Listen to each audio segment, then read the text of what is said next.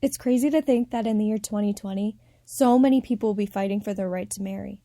But with the recent election of Amy Coney Barrett to the Supreme Court, millions of Americans have the daunting question hanging over their heads: will they lose the right to marry the ones that they love?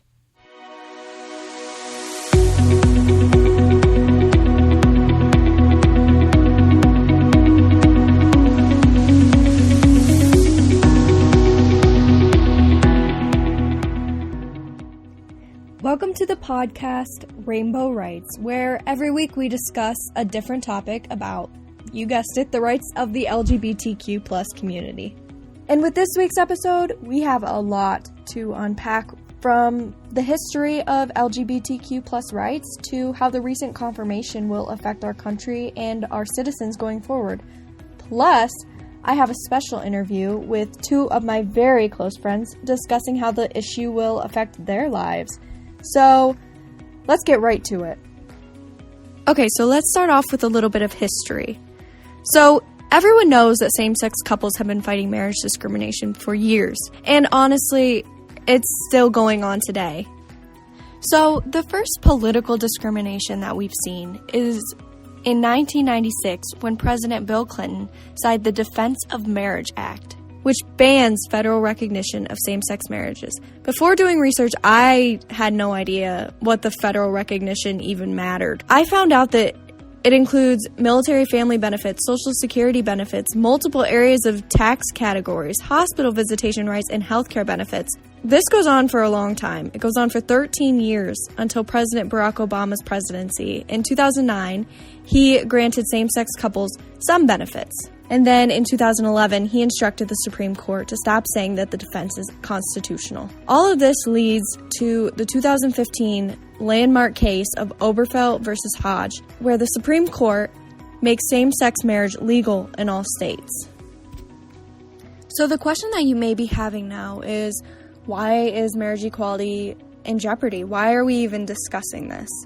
There are 2 points to this story, the first being that there are 2 conservative justices sitting on the bench, Clarence Thomas and Samuel Alito, and they have already called Obergefell and Hodges into question. They state that the issue of same-sex marriage should be an issue that's left to the state governments, not the federal government, and also that it restricts religious freedom because it brands religious adherents who believe that marriages between a man and a woman as bigots, as hateful. So how does this involve Barrett? Well, that's the second part.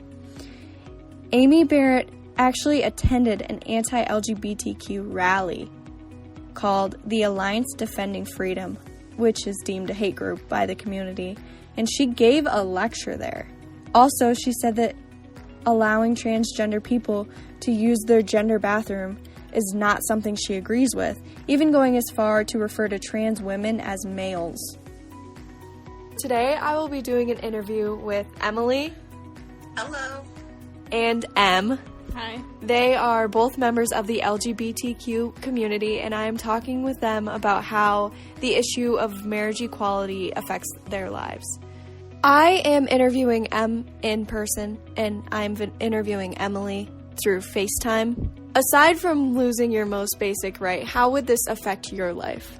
So, me, being a member of the LGBTQ plus community and having a girlfriend, that is tremendous stress just in your day-to-day lives, because you don't know, like when you have that lack of representation, you don't know how your friends are going to react, you don't know how your family is going to react, you don't know how people are going to take it. And I think, like, if everybody across the nation had said yes, it's legal and yes, it's allowed, I feel like a lot less people would be open about their hate. I feel like even if they disagree with it, they might just be like, well, it's legal and they can do it, so I can't really do anything about it. But I think if it was like left up to states and up to people in power, and some said it's not right, like that leaves a lot of room for them to be like, yes, like my hate is right, like I'm right about this because this leader says so.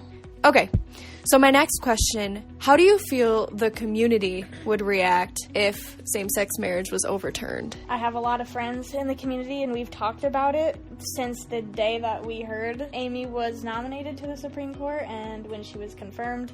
it's really scary. We're all scared, we're all sad, and I haven't met anyone that has expressed that they wouldn't be affected or that they're not concerned by it. I think everybody would be like devastated and heartbroken, because I think at this point we're all as a community kind of tired of our life and just like what we do in our personal life and who we love being a political debate.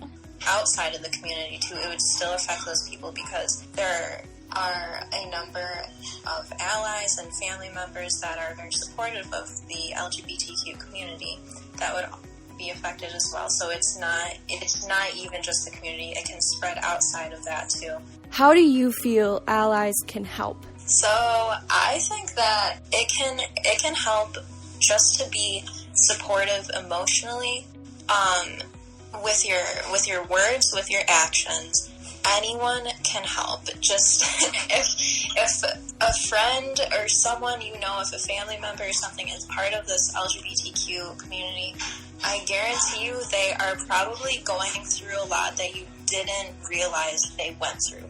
Honestly, in this situation, with any minority community that's fighting for their rights, I think if you are not a part of that community and you're staying silent because it doesn't affect you personally, I think that is honestly doing a lot of harm to the community. And I know you might think it's not, because it might not be your business, it might not personally affect you, so you kind of want to stay out of it, but silence is harmful to the community, so I think if you have a voice and you're an ally, that you should use it. So words matter, definitely, and I think taking action against it, like just simple things like petitions, signing petitions to, and maybe in this case just to keep church and state separated and not come into union under the church. And protests, they have shown that they are helpful in other social issues going on in the world right now too, so anyone can help out with that as well, to show their support, to show their loved ones that they are there to experience these things with them, and they may not fully understand it, but they're there to show support for them. What would the future look like without marriage equality? There's a lot of individuals who might not have come out yet, and having this taken away from them would probably make them more scared to come out, maybe make them think personally that it's wrong and not really being true to themselves, because they were just showed that it's not right to a vast majority of people and that their feelings are wrong and inappropriate. So I think a lot of people that are trying to discover themselves and trying to come out to themselves or their family would be greatly harmed, and I think a lot less people would be true to themselves, and a lot of people would probably be living a miserable life trying to force themselves to be something that they're not,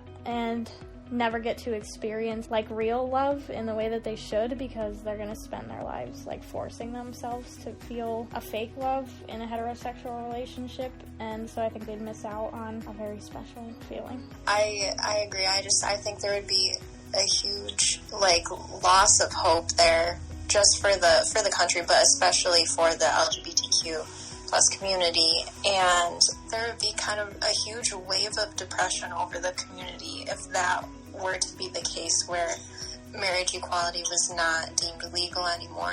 Thank you both for meeting with me today and giving my listeners some insight into your world. Thank you for letting us share our experience. Same-sex marriage not only affects the approximately 9 million members of the group, it also affects values, the economy, national identity, and family structures of the country as a whole. Marriage equality promotes non-discriminatory values because one group of people is not above another. And by doing this, it fosters psychological, physical, and social well-being because people do not have to hide who they are. The wedding industry would take a huge economic hit if Obergefell was overturned, because they would lose a big chunk of their income. Also, the United States' international reputation would be at stake because we would be regressing instead of progressing. Actually, 15 countries made same-sex marriage federally equal before the United States did. These impacts are all huge, but the biggest would be on family structures and the adoption system. A huge number of same-sex couples adopt children compared to heterosexual couples. For example, among couples with children under the age of 18 in the home, 13% of same-sex couples have an adopted child, compared to 3% of different sex couples. In California alone, 16,000 adopted children live with same-sex couples. How many children will go unadopted if Obergefell were to be overturned? Thank you to USA Today, CNN, The Huffington Post, Census.gov, Lifelong Adoptions, UCLA, and GLAAD for contributing information to this podcast. To my listeners, just remember that there are many ways to help the community. You could do things as simple as being there for a member and speaking up against inequality or signing petitions, or you could do things as radical as protesting with the members. How will you take responsibility for helping the LGBTQ community?